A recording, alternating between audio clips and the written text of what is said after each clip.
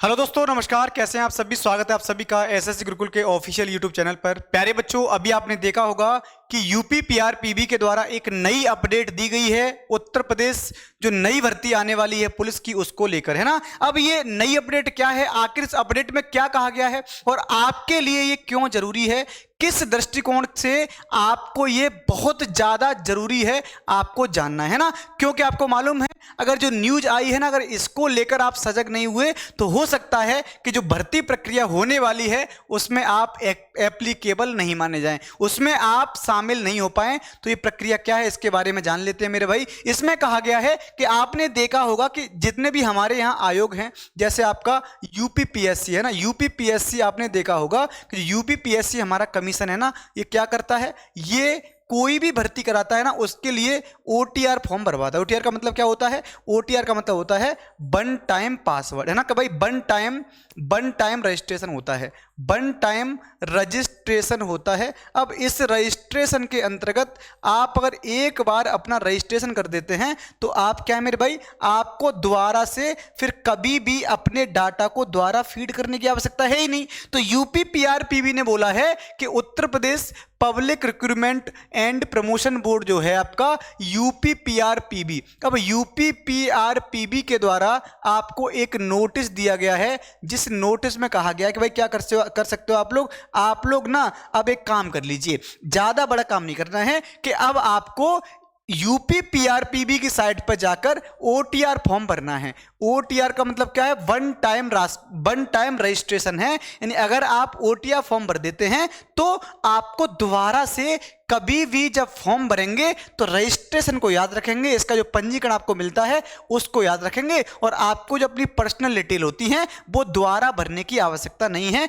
वही इसमें कहा गया है। तो यह जो आपका आज की न्यू अपडेट आई है ना, ये किसको लेकर है भाई? ये आपके ओटीआर को लेकर है, यानी ये आपके सिर्फ और सिर्फ किसको, वन टाइम पासवर्ड को लेकर है। यानी जो ओटीआर रजिस्ट्रेशन है ना, अब आपको यूपी पुलिस के लिए भी करना पड़ेगा, चाहे वो कांस्टेबल की भर्ती हो चाहे वो दरोगा की भर्ती हो। अब इसको जानकर हमें एक बात तो मालूम पड़ गई है कि सर कहीं ना कहीं जो उत्तर प्रदेश सरकार है ना, कहीं ना कहीं जो उत्तर प्रदेश सरकार है वो आने वाली भर्ती को लेकर, आने वाली जो पुलिस भर्ती है ना, इस पुलिस भर्ती को लेकर बहुत सजग है, बहुत सजगता के साथ काम कर रही है, और अब एक्टिव हो गई है सरकार और आयोग भी एक्टिव हो गया है। तो तत्काल प्रभाव से इस भर्ती को किया जाना है। अब आप कहोगे सर ये इतना एक्टिव हो क्यों रहा है? तो आपने देखा होगा 2 से 3 दिन पहले मैंने एक वीडियो बनाया था, योगी आदित्यनाथ जी के ऑफिस के द्वारा एक नोटिस जारी किया गया था। इसमें कहा गया था कि पुलिस विभाग में विभिन्न पदों के लिए जारी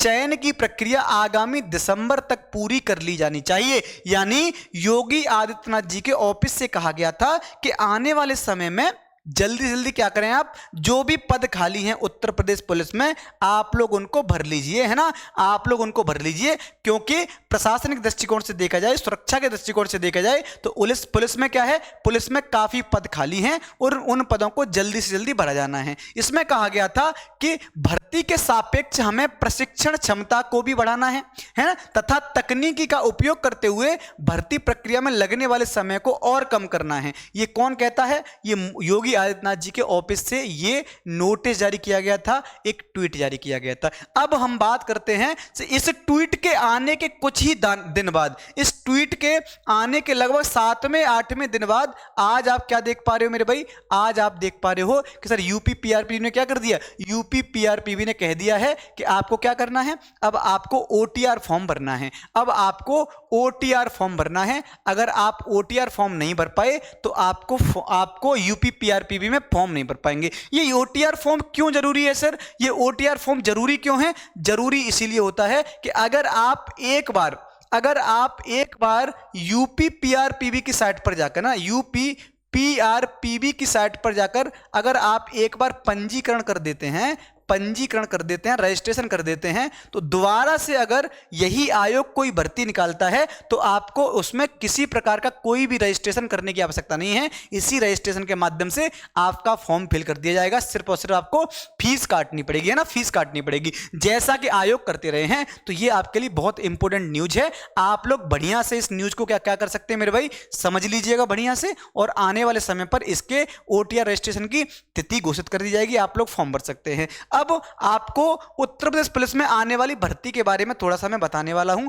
कि आखिर आने वाले समय में जो भर्ती है वो किस प्रकार से है। आपको मालूम है इसमें कितने पदों की घोषणा की गई है, तो आप देखेंगे सर इसमें लगभग 52,699 पद आने वाले हैं। इसमें 52,699 पद हैं, याद रखिएगा। इसमें सिर्फ और सिर्फ क्या है, ये आपके उत्तर प्रदेश पुलिस में आरक्षी और पीएसी के पद हैं। इसमें आपके आरक्षी है, पीएसी है और फायरमैन है, और फायरमैन के ये पद आने वाले हैं, याद रखना भाई, है ना, आपके फायरमैन के पद आने वाले हैं। इन पदों में, इन पदों के अतिरिक्त, है ना, इन पदों के अतिरिक्त वो इनमें शामिल नहीं है, यूपीएसआई के पद भी बहुत जल्दी आपको देखने को मिल जाएंगे, है ना। लेकिन सिर्फ और सिर्फ कांस्टेबल के कितने पद हैं, कांस्टेबल के हैं 52,699 पद, जो बहुत ही जल्दी आने वाले हैं। अगर इतनी भर्ती इकट्ठी आती है ना तो अब तक की सबसे बड़ी भर्तियों में से एक मानी जाएगी, है ना, अब तक की सबसे बड़ी भर्तियों में से एक मानी जाएगी। सर इसमें योग्यता कितनी होती है, तो इसमें 10+2 योग्यता होती है, यानी अगर आपने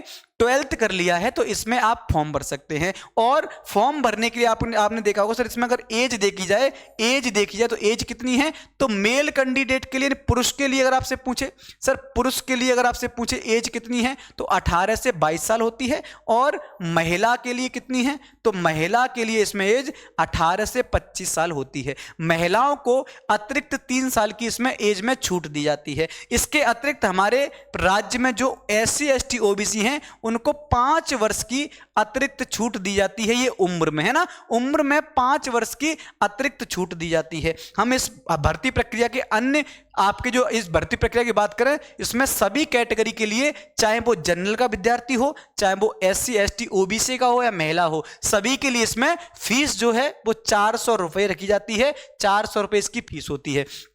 सर इस भर्ती प्रक्रिया के क्या क्या, इस भर्ती प्रक्रिया में क्या क्या, मतलब कौन कौन से आयाम होते हैं, किस किस तरीके से इसमें भर्ती होती है, तो आपको इस बात को जान लेना मेरे भाई। सबसे पहले क्या होता है, सबसे पहले लिखित परीक्षा होती है, फिर आपका फिजिकल स्टैंडर्ड टेस्ट होता है, DBPST होता है, मेडिकल होता है, फाइनल मेरिट लगती है और आप बाद में कांस्टेबल बन जाते हैं। तो ये क्या है भाई, ये आपकी भर्ती प्रक्रिया है। इसके बाद आप देख पाएंगे, इसके बाद आप देखेंगे सर इसमें क्या होगा, इसमें जो लिखित परीक्षा होती है उसमें 150 प्रश्न पूछे जाते हैं ना। इस लिखित परीक्षा में 150 प्रश्न पूछे जाते हैं जो कि 300 मार्क्स के होते हैं, यानी जो एक क्वेश्चन होता है वो 2 मार्क्स का है। एक क्वेश्चन कितने मार्क्स का, 2 मार्क्स का होता है। इसके अंतर्गत आप देखोगे सर इस परीक्षा में आपको 2 घंटे का टाइम दिया जाता है। 2 घंटे का टाइम है। मैथ से, रीजनिंग से, हिंदी से, जीके जीएस और करंट अफेयर्स से प्रश्न आते हैं इसमें, है ना, जीके जीएस और करंट अफेयर्स से प्रश्न आते हैं। मैथमेटिक्स से इसमें सबसे कम प्रश्न यानी 21 प्रश्न पूछे जाते हैं। रीजनिंग में यहाँ आपको 55 प्रश्न पूछे जाते हैं, हिंदी में 37 प्रश्न और जीके जीएस और करंट अफेयर्स में 37 प्रश्न। इस प्रकार से आपके 150 प्रश्न आते हैं और 300 नंबर की परीक्षा होती है, 300 नंबर की परीक्षा होती है। हम इसमें DBPST की बात करें, फिजिकल स्टैंडर्ड टेस्ट की बात करें, तो आपने देखा होगा सर मेल कैंडिडेट के लिए हाइट कितनी है, 168 सेंटीमीटर है। उसका चेस्ट कितना है, तो नॉर्मल बिना फुलाई 79 और फुला करके 84 सेंटीमीटर होना चाहिए, यानी 5 सेंटीमीटर जो है ना, 5 सेंटीमीटर इसमें फुलाव की आवश्यकता होती है। 5 सेंटीमीटर क्या है, इसमें 5 सेंटीमीटर आपका फुलाव होना चाहिए, है ना, 5 सेंटीमीटर आपका फुलाव होना चाहिए। इसमें रनिंग की बात करें, रेस कितनी है, तो आपकी 25 मिनट में 4.8 किलोमीटर है। लगभग आपका जो ग्राउंड होता है ना, उसके आपको 12 राउंड लगाने होते हैं भैया, 12 राउंड आपको लगाने होते हैं। अगर हम फीमेल की बात करें, फिजिकल को लेके, सर फीमेल का फिजिकल कितना होता है, तो फिजिकल की बच्चे बात कर लीजिए, इनका हाइट कितनी है, तो 152 सेंटीमीटर होती है। रनिंग कितनी है सर, तो रनिंग 14 मिनट में 2.4 किलोमीटर इसकी रनिंग रखी जाती है, जो कि महिलाओं के लिए है ना, जो कि महिलाओं के लिए है। हम आगे बात कर लेते हैं सर, जो 2018 में कट ऑफ रही, उस कट ऑफ को अगर हम देखें तो आप यहां देख पाएंगे सर कट ऑफ के रूप में कि जनरल की कट ऑफ कितनी जाती है, तो 193.87 87 गई थी, है ना। 193.87 किसकी, जनरल की कट ऑफ गई थी, मेल की, है ना। किसमें भाई, मेल नहीं, आरक्षी पुलिस में, नहीं आपका जो आरक्षी पुलिस है उसमें। ओबीसी की 185.34 है, एससी की 159.30 है और एसटी की 131.34 है। तो ये 2018 में आरक्षी पुलिस के लिए कट ऑफ गई है। अगर हम पीएससी की बात करें तो जनरल की कट ऑफ कितनी थी मेरे भाई, 180.40 है, ओबीसी की 176.38 है, एससी की 149.57 है और एससी कैटेगरी में ये 120.50 देखने को मिल जाती है। क्योंकि ये भर्ती कब की है, आप कहेंगे सर ये भर्ती है 2018 की, 2018 की भर्ती है। और आपका जो ईडब्ल्यूएस कब आया है, ईडब्ल्यूएस आया है 2019 में। तो अब जो आपकी भर्ती आने वाली है ना, अब जो आपकी भर्ती आएगी उसमें ईडब्ल्यूएस को भी शामिल किया जाएगा ना। अब इसमें क्या मेरे भाई, अब इसमें ईडब्ल्यूएस को भी शामिल किया जाएगा, यानी अब की बार जो मेरिट आपकी बनेगी वो ईडब्ल्यूएस की मेरिट अलग से बनेगी, है ना। इसमें अब ईडब्ल्यूएस की जो मेरिट है वो अलग से बनाई जाएगी। तो ये याद रखना, आप इन सभी का मूल्यांकन करने के बाद देख पाओगे कि सर जो भर्ती प्रक्रिया है, लगभग मेरा अपना अनुमान है, अगर हम यूपी पीआरपीवी की बात करें तो यूपी पीआरपीवी जो इसका क्या मेरे भाई, उत्तर प्रदेश की जो भर्ती है, यूपीपी की जो भर्ती है ना, यूपीपी की जो भर्ती है, इसको कराने वाला प्रमुख क्या है बेटा, ये बोर्ड है। ये बोर्ड इस भर्ती को कराने वाला है। जब ये बोर्ड इस भर्ती को कराएगा तो योगी आदित्यनाथ जी ने कहा है कि भैया क्या करिए आप लोग, आप इसको दिसंबर तक कंप्लीट कराइए, है ना, दिसंबर तक इसको पूर्ण कराइए, कंप्लीट करा दीजिए, कंप्लीट। तो ऐसा तो आपको असंभव ही देखने को मिलेगा। लेकिन हम इतना तो कह ही सकते हैं कि अक्टूबर में फॉर्म आने